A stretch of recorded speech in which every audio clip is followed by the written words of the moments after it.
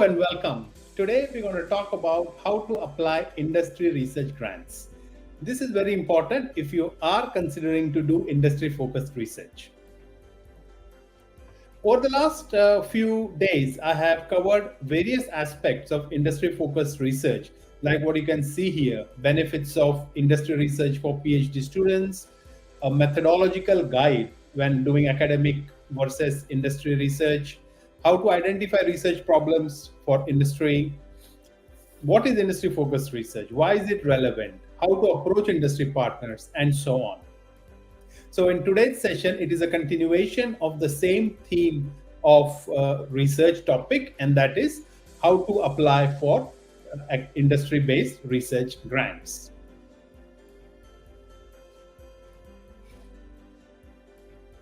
Do follow me on all my social media platforms: LinkedIn, YouTube, Facebook, and Instagram, so that you receive most of my updated videos daily. So in this video, I'm going to talk about 8 steps that we should follow when preparing a very strong research proposal, a grant application to get industry funding. In my career, I have secured industry funding from a number of companies in millions of dollars. And the experience that I have secured, not only in getting industry funding, but also conducting industry-based research, is something of unique strength and unique value. And you can also aim to be same or similar and try to build your career in industry-based research. All right, so if you are applying for industry funding or even generic research funding, the steps that I'm going to cover today will be very relevant and more or less similar for industry-based funding or academic-based funding. So let's look at the first step. The first step is to understand the grant requirements clearly. There are many different types of grants that are available in the industry, and depending upon where you are based, which country you are located, you can always look out for grants that industry provide for small, medium to large scale research projects. Whenever you want to apply for a grant, thoroughly read their guidelines, because when the grant reviewers are going to assess your application, they will see how closely your application aligns with their guidelines. Because the objective for any specific grant application is the industry partner or an academic partner or the government is looking to solve a specific problem, which is why they are proposing this grant, right? And when you're applying for that grant, how close your application or funding idea is to what they want, then there is a very high chance that your application will be successful. So thoroughly read the guidelines, and what I typically do is either take a printout or open the PDF of that document and highlight specific points that they have made, which I want to make sure that when I'm writing the application will be included or covered.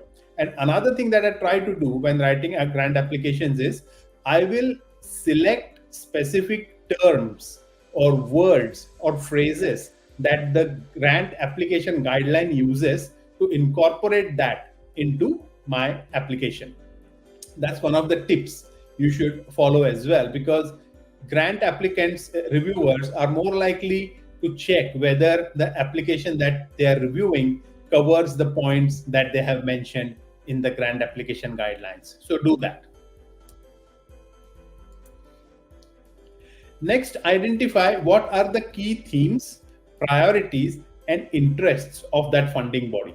So if it is an industry association, they probably would want to push a specific research agenda. So understand not only the application or the grant application document, but some other surrounding information that will help you to give a better understanding of why this grant has been advertised or listed, and what information, what additional information that you can get surrounding that particular industry or the industry body advertising the grant that you can use in your application.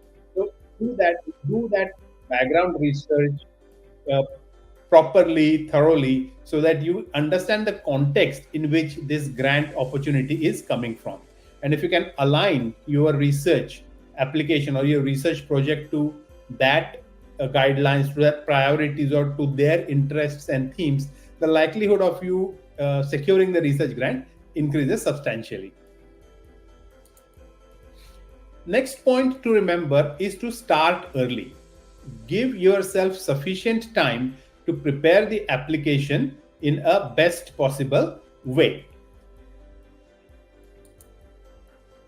Allow yourself time for drafts, feedback, and all required approvals. If you are applying from a university as a research as an academic from university, you may have to get some internal approvals from the university. You may have to fill up different types of forms, or there may be an internal EOI, expression of interest, that university may say that if anyone who wants to apply for this specific grant, submit your EOI, and they will assess the EOI and then maybe either let everyone submit, or they may shortlist a few candidates and work with those groups to make a strong application for this particular grant. So allow time. Typically, whenever the grants are advertised, they would be advertised for at least a month. Yeah, so you have some time, and these kind of grants, they come regularly, maybe every year. So you know that this grant is going to come. Say, let's say, for example, it is going to come in the month of May. So you can start preparing from March itself, or even before that, in anticipation that as soon as the grant is announced, you will be ready to not to, if not submit, but at least you will be ready with all the paperwork that is required to submit the grant from your university, from your side or from your university side. Also account for any potential document gathering delays. So sometimes you may require a letter of support. This could be from a university where you are working, or it could be from another university if there are multiple academics from different universities collaborating and submitting an application. So there may be time that is required to get all these documents organized. So keep sufficient time for yourself to collect all these documents and submit it well ahead of time. Don't leave it at the last minute. Another thing is, whenever you are drafting a research proposal for a grant application, make sure that you thoroughly proofread it if English is not your first language. And proofreaders typically take maybe up to 7 days or 1 week to get back to you from the time you have submitted your proofreading, submitted your document for proofreading.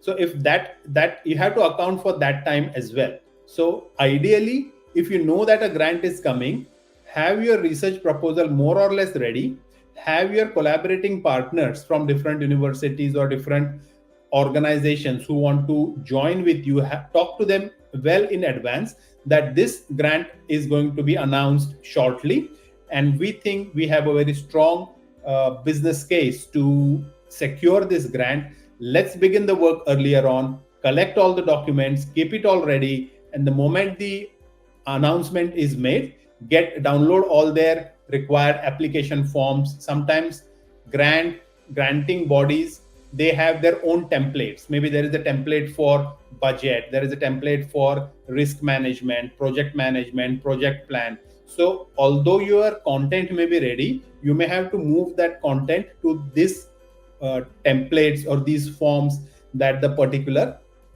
granting body is issuing. Many a times all this information will also be digital, which means you would have to copy and paste from your grant write-up to their website or to the online application form.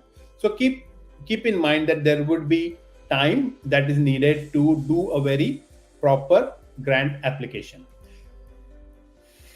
Another thing that you can also do is the moment the announcement is made, maybe in a week or so, you can contact the agency or whoever the funding agency is and suggesting them or telling them that you will be applying a grant, and and if there are any specific questions that you would want to clarify before you submit the grant, then maybe you can contact them in that time frame.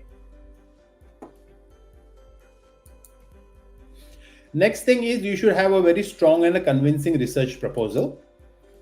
Define your research questions clearly and align it with the priorities and themes of the funding agency or the grant that has been announced. So there may be sometimes the grants are specifically announced with a specific topic in mind, right? They want specific research done.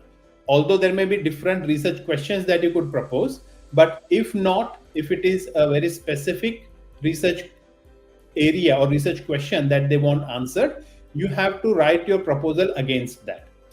On other occasions, if the grant is an open grant, which means you can propose the research topic for the grant, and then there is no specific theme or angle to the grant that is being announced. In that case, you can be even more prepared because the grant is going to be generic, right?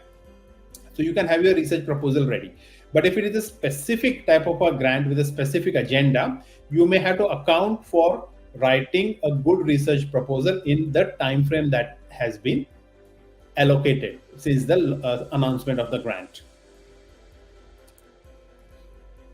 Depending upon what research you are going to do, you have to provide a detailed methodology on what is it you are going to do, how you are going to do, who are the other collaborating partners that are going to be involved in this, what are their inputs, what are they suggesting, what will be their contribution in the methodology, and so on and so forth. So this video is not about how to do a research proposal, because I have already done that video on how to draft a convincing research proposal. So do check that out. This video is very helpful because it will give you all the steps, all the sections and subsections that you should have when you are drafting a very strong and a powerful, convincing research proposal.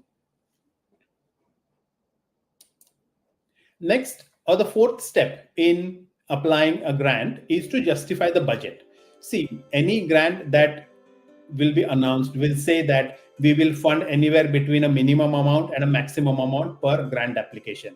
Say it is from $50,000 to $500,000. So that is the range in which the grant will be distributed. So you have to assess where the research that you are going to do, how much that research is going to cost. And there could be a number of variables that would be costed, number of items that could be costed for the research. So it could be the time that is required for a group of researchers to work on the project. It could be a hiring of a PhD scholar or a PhD candidate, could be a research assistant, could be a software developer, could be some actual hardware or infrastructure, could be some budget for attending a conference or organizing a focus group. So depending upon your research and your research methodology, these items will vary, but you have to account for that and you have to justify each and every element that you have in your budget. Itemize and justify each expense clearly, and this justification should be realistic, because when the reviewers are going to examine your proposal, they should, first of all, they should realize that the budget item that you have included is necessary for this research. So typically what you should do is, when you have written your research proposal, within that you can say this will be budget item 1, budget item 2. So you are actually connecting the research proposal with the budget that you are making. Yeah, so that way it seems cohesive and it is not like something very vague. If you are going to say that we need 3 PhD students for this research funding, but you do not mention who will work on what aspect of the project. But if you take your research proposal and within the research proposal you have 3 research questions, and you say research question 1 will be addressed by PhD scholar, by the first PhD student, and then the second, and then the third. So you have kind of connected the budgeted items to the research proposal in a very easy to understand manner. So by doing that, you show that you have given careful thought on drafting the research proposal. It is not something very vague. Another thing to include is to include a contingency plan for the budget. Typically, I would say 15 to 20% is what you should keep as contingency budget. If anything goes wrong, then you have that small pool of funds that you could use when to complete the project, or at least to take it to a certain stage within the entire life cycle, so that it could be something that you could deliver to the funding agency.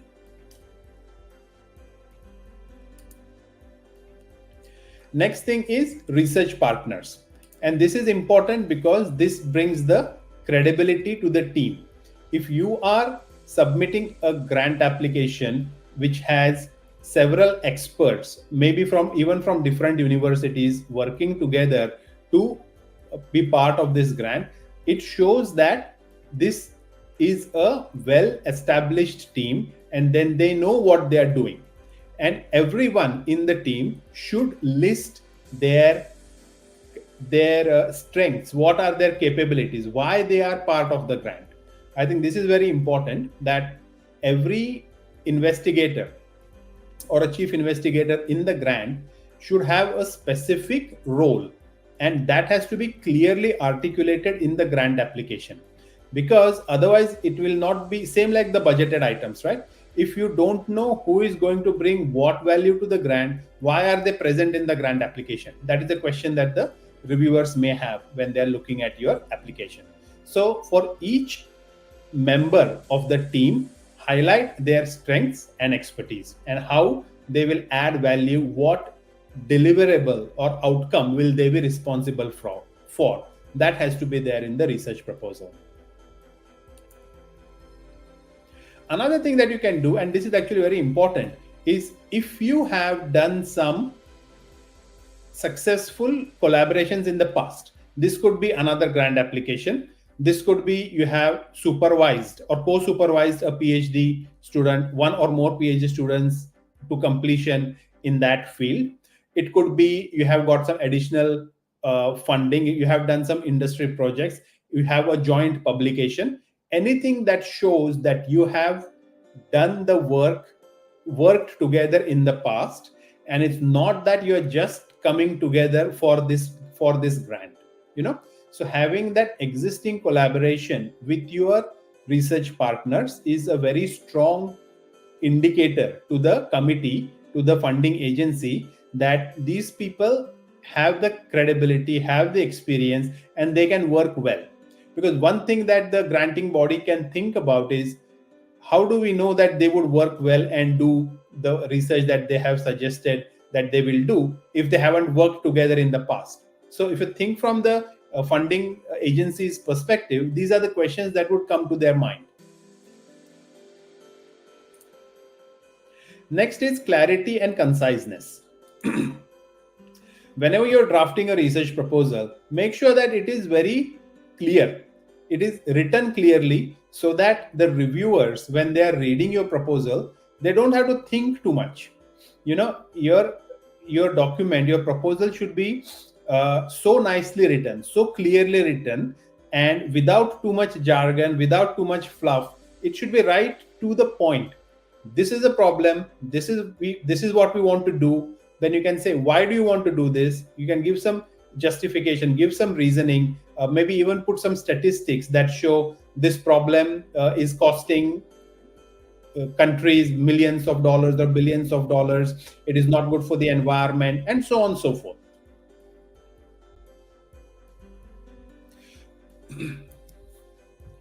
And next thing is structure the proposal logically with clear headings. So if you look at my earlier video, which was on drafting a research proposal, I think you will get a clear idea of what I am talking about.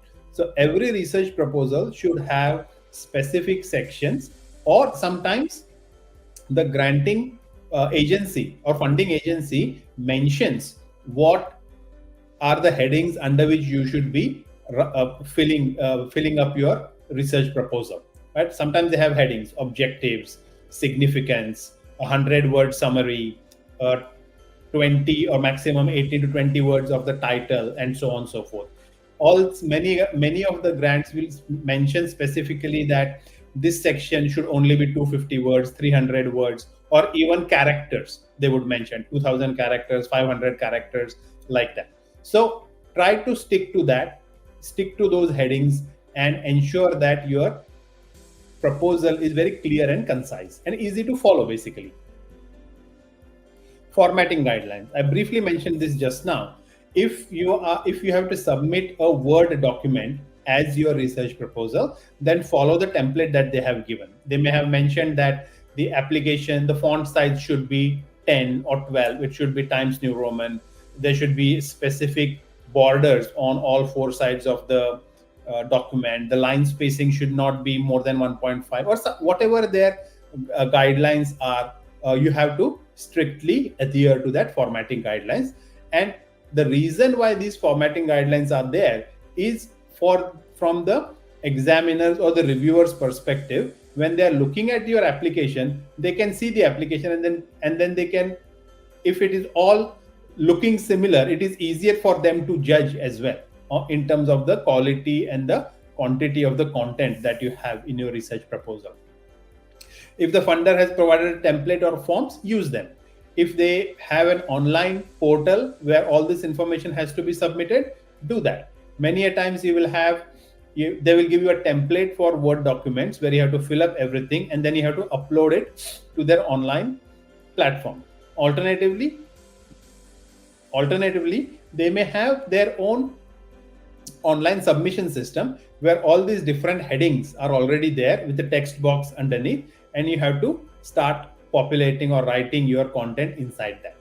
When you are writing it online, make sure that you consistently and continually keep saving it, because sometimes what may happen is you add something and you keep working, and then the session times out, and then you are logged out of the online system, and then everything that you have done is lost. So what I normally do is I will take all those headings, put it in a Word document, and work locally. And once I have finished writing the content for that specific section, I will go to the online platform and then upload it there.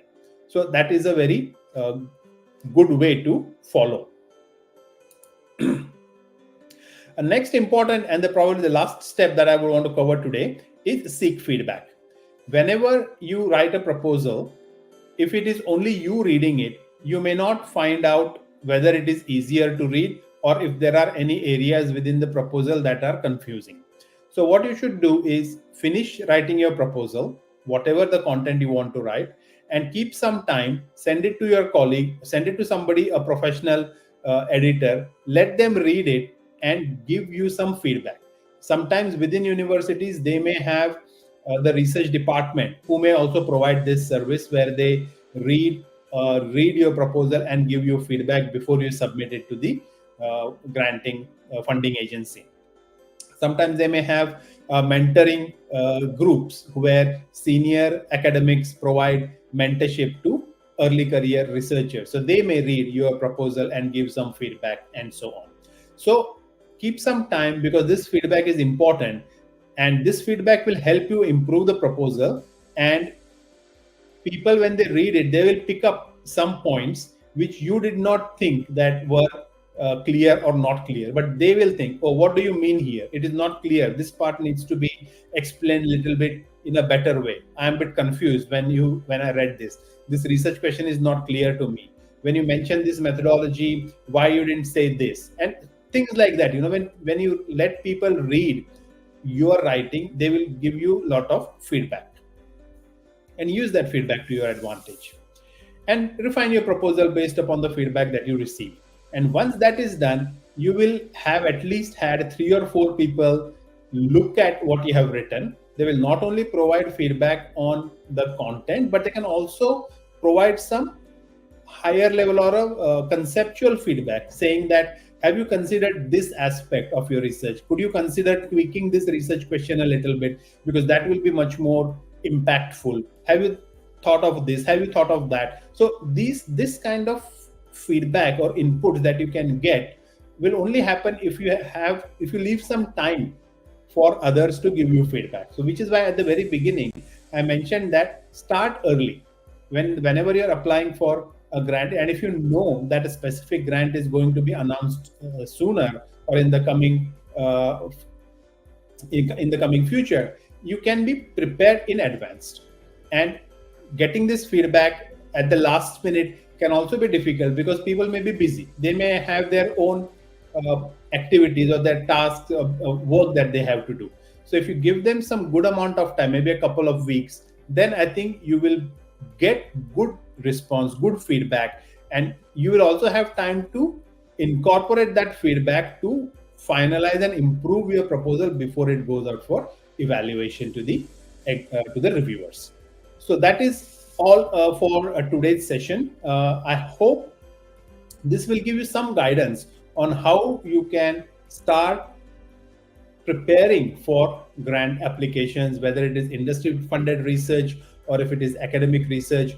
The objective has to be clear. The research problem that you're going to answer has to be clear. The importance and the impact of the research that you are going to do or requesting funding for, it has to be clear. I think a lot of things you have to spend time thinking and rethinking and improving and refining your application. And if you are not successful in the first round, don't worry. I mean, I have seen people apply and reapply, and eventually they get success, they get a grant. So even if it is not successful in the first occasion, that is a preparation for the next time that you can apply, because eventually after a few unsuccessful attempts, success is going to be there for you. All right, so that is all for today's session. Tomorrow I'm going to talk about what is it that grant reviewers look for in your research proposal. So do join me tomorrow and have your questions ready for me. All right, thank you very much and have a good day. Bye.